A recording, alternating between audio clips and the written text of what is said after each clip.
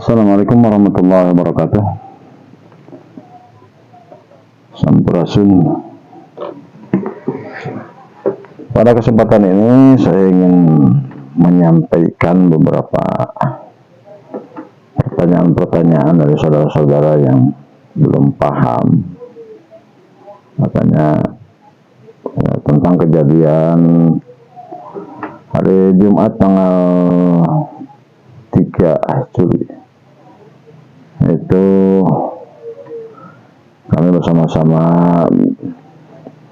datang ke Polres Ciamis bersama rekan dari kebudayaan, dari PSSP Ciamis, dari Laskar Merah Putih, menyampaikan kepada Polres Ciamis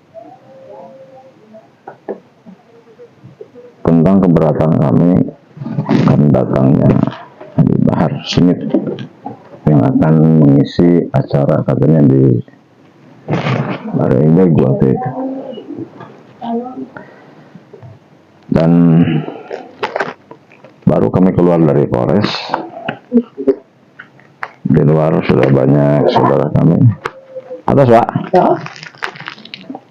saudara-saudara kami yang dari FPI yang menunggu ternyata cukup banyak. Mereka bertanya tentang apa yang kami sampaikan, ya jujur. Ketua kami menyampaikan bahwa kami tidak mengharapkan Habib Bahar datang ke Ciamis. Tentunya waktu itu tidak secara gamblang disampaikan di luar karena alasan-alasannya sudah kami sampaikan ke Polres. Nah, di sini kami sampaikan diantaranya keberatan alasan kami menolak kedatangan Habib Bahar karena semua mungkin sudah tahu karakter Habib Bahar. Kalau dikaji secara ya sebenarnya dimanapun dia mengisi acara itu tidak ada pengajiannya, yang ada itu provokasi. Kami berharap warga Ciamis itu jangan terkontaminasi dengan akhlak-akhlak seperti itu. Itu diantaranya. Ya kalau buat memang ya, saudara-saudara dari FPI udah langsung emosi, ya memancing-mancing, marah-marah dan kata-kata yang kasar. Kami sudah komitmen dengan semua rekan bahwa kita jangan terpancing, karena kita tahu yang kita lawan itu Bang Alawi. Kalau kami FPI bentrok dengan TWI, menurut saya nih yang punya akal sehat, kita tuh berantem sama saudara. Sementara orang-orang Bang Alawi itu ya cuma duduk manis melihat kita gitu. Jadi sangat disayangkan kalau sampai kami terpancing lalu berantem dengan saudara sendiri gitu. Ini prinsip kami. Nah, setelah itu beredar rumor katanya bahwa kami PWI akan menyerang, kami PWI akan membubarkan pengajian. Nah, itu entah dari mana sumbernya. Kami tidak pernah berbicara seperti itu, tidak pernah berpikir untuk itu. Karena namanya membubarkan itu kan dalam satu acara lalu kita datang, kita bergerombol datang membubarkan, itu membubarkan gitu ya. Kita enggak, kita cuma menyampaikan aspirasi sebagai warga, hak demokrasi kita laksanakan, kita sampaikan ke pemerintah yang berwenang. Yang bertindak itu ya silakan pemerintah. Dan kami mengajukan keberatan-keberatan tersebut disambut baik. Mereka pun sama seperti kami yang mengajukan. Mereka pun secara pribadi, secara instansi juga keberatan. Tapi karena memang judulnya pengajian, ya dari pemerintah nggak bisa mencegah. Karena kami maklum seperti itu. Nah setelah itu, pasca pelaksanaan itu ada lagi heboh, katanya ada penyerangan sampai saudara-saudara kami yang ya itu di beberapa tempat, saudara-saudara yang dari FPI itu begitu sibuk mempersiapkan, katanya akan ada penyerangan. Lucu sekali, padahal kita tidak pernah. Nah kami konfirmasi, karena yang disebut-sebut itu kelompok-kelompok dari kebudayaan yang dipimpin oleh Abah Hendra. Kami konfirmasi, menanyakan langsung apa sih sebenarnya yang terjadi. Ya ternyata Abah Hendra itu betul konvoy dari kebudayaan itu dari Banjar, dan tujuannya untuk mendatangi undangan akan ada kegiatan di Bangbayang.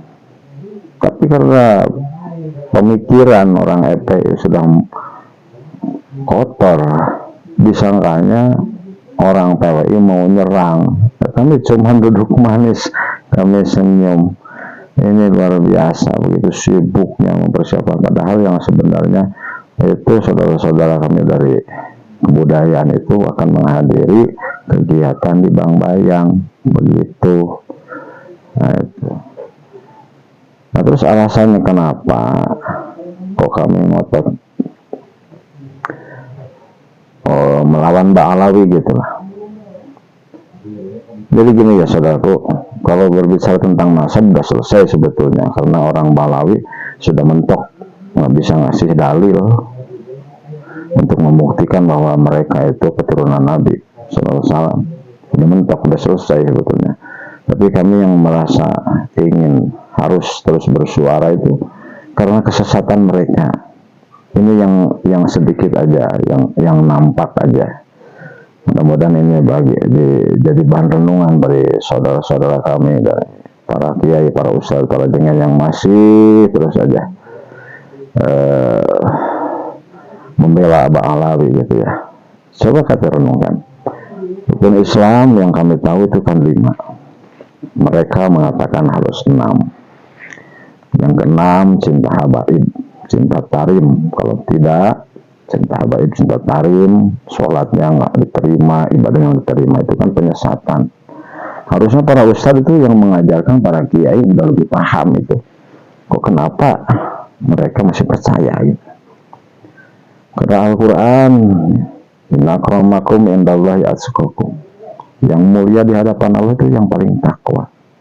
Kata orang Ba'alawi, yang paling mulia itu mereka, orang Ba'alawi, para habib katanya.